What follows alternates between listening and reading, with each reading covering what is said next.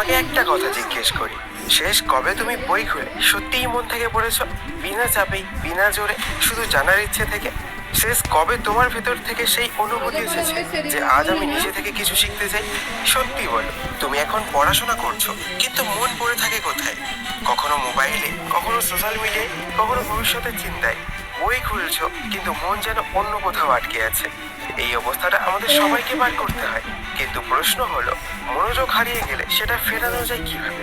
আর পড়ার ইচ্ছে একবার হারালে সেটা আবার জাগানো যায় কিভাবে? আজ আমি তোমাকে একটা গল্পের মধ্যে দিয়ে বুঝিয়ে বলবো। ভিডিওটা একটু স্কিপ না করে শেষ পর্যন্ত দেখো, এতে তোমাদেরই উপকার হবে। একটা ছেলের গল্প, নাম অরিন্দম। যার মতো হয়তো তুমিও। সে জানতো পড়াশোনা দরকার, কিন্তু বই দেখলেই তার ঘুম পেত, বিরক্তি লাগতো, মনে হতো আমি এটা পারবো না। তাই পয়েন্ট নাম্বার 1, পড়াশোনার প্রতি বিরক্তি যেখানে মনোযোগ হারায়। অরিন্দম একসময় খুব স্বপ্নবাদ ছিল। ছোটবেলায় যখন কেউ জিজ্ঞেস করতো বড় হয়ে কি হবে, সে বলতো বিজ্ঞানী। কিন্তু সময়ের সঙ্গে সঙ্গে সেই আগুনটা নিভে গেল। বাড়ির চাপ, স্কুলের প্রতিযোগিতা, তুলনা আর একের পর এক ব্যর্থতা তার মাথায় এমন ভাবে বসলো যে সেই বই দেখলেই ক্লান্ত বোধ করতো। একদিন সে ঠিক করলো আজকে না পড়লে কিচ্ছু হবে না। তারপর দিন সকাল সকাল বই খুললো, কিন্তু 10 মিনিটও বসে থাকতে পারলো না। মাথার মধ্যে শুধু ঘুরছে, আমার মন বসছে না, আমি পারবো না, আমি অন্যদের মতো না। তুমি জানো এই ভাবনাগুলোই সবচেয়ে বিপজ্জনক, কারণ এগুলো শুধু মনোযোগ কাড়ে না, তোমার আত্মবিশ্বাস, তোমার ইচ্ছা শক্তি সবটুকু চুরি করে নেয়। অরিন্দম বুঝতেই পারেনি তার লড়াই বইয়ের সঙ্গে নয়, তার নিজের মনের সঙ্গে। পয়েন্ট নাম্বার 2, মনোযোগ আসে না, এটা একটা মিথ্যা বিশ্বাস। একদিন রাতে তার এক শিক্ষক বললেন, মনোযোগ আসে না বলে কিচ্ছু নেই অরিন্দম, মনোযোগ তৈরি করতে হয়। এই কথাটা তার মাথায় ঘুরতে থাকলো। মনোযোগ তৈরি হয় মানে কি? শিক্ষক বললেন, মনোযোগ মানে হলো তোমার মস্তিষ্ককে একটা কাজের মধ্যে এত গভীরভাবে নিমজ্জিত করা যে বাকিটা পৃথিবী হারিয়ে যায়। এটা জন্মগত নয়, এটা অভ্যাস। অরিন্দম তখন জানতে শুরু করলো কিভাবে মস্তিষ্ক কাজ করে, কিভাবে আমরা পড়ার সময় বোর হই, কেন মনোযোগ ধরে রাখতে পারি না।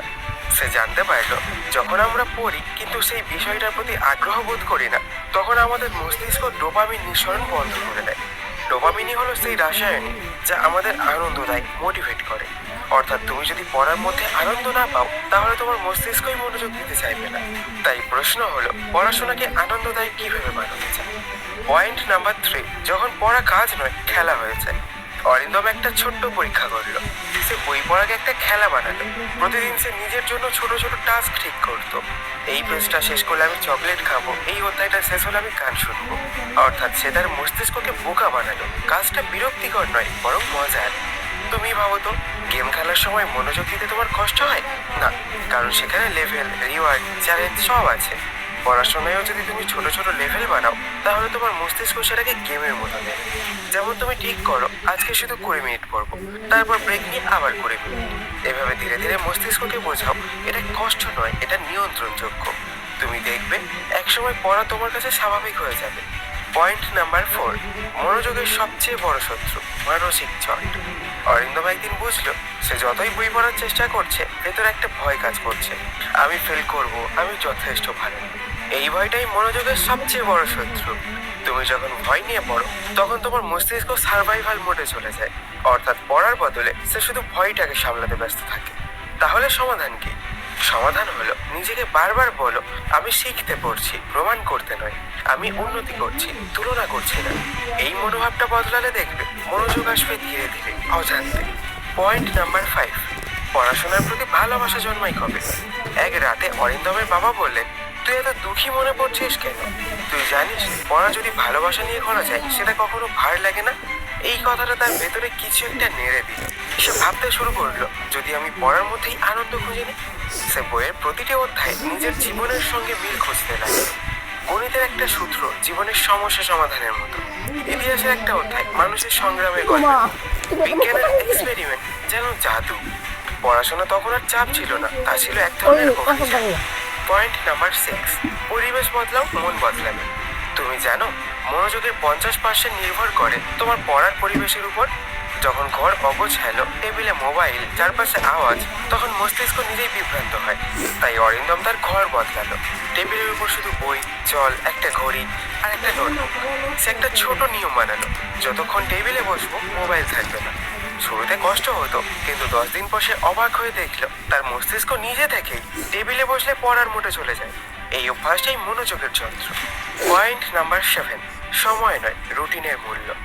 তুমি হয়তো ভাবো আজ অনেক সময় আছে, পরে পড়বো, কিন্তু সময় থাকলেই মনোযোগ আসে না।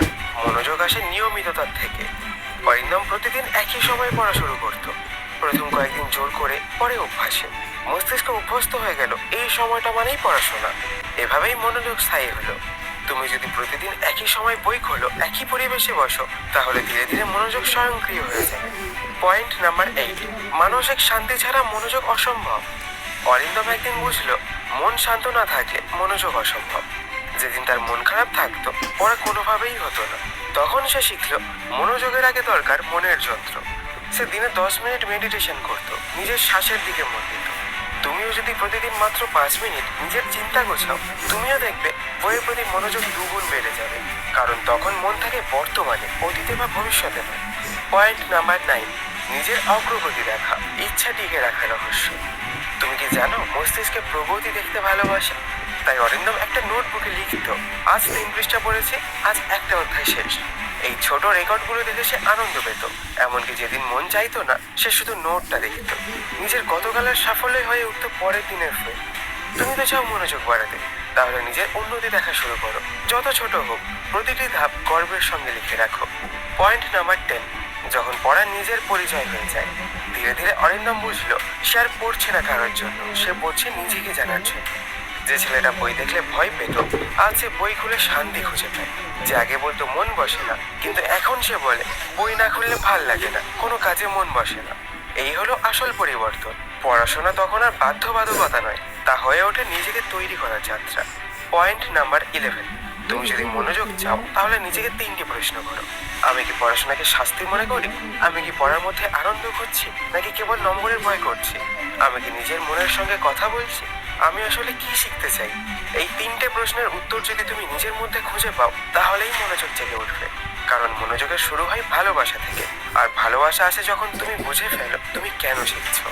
পয়েন্ট নাম্বার 12, ছোট্ট একটা কথা মনে রেখো, মনোযোগ এমন কিছু না যা বাইরে থেকে আসে। মনোযোগ এমন কিছু যা তুমি নিজেই করে তোলো। যখন তুমি পড়বো না বলো, তখন তুমি তোমার মস্তিষ্ককে শেখাও এটা আমার পছন্দ না। আর যখন তুমি আমি চেষ্টা করব বলো, তখন মস্তিষ্ক শেখে এটা আমার দায়িত্ব। পড়াশোনা মানে চাপ নয়, পড়াশোনা মানে হলো নিজেকে প্রতিদিন আরো ভালো করে করা।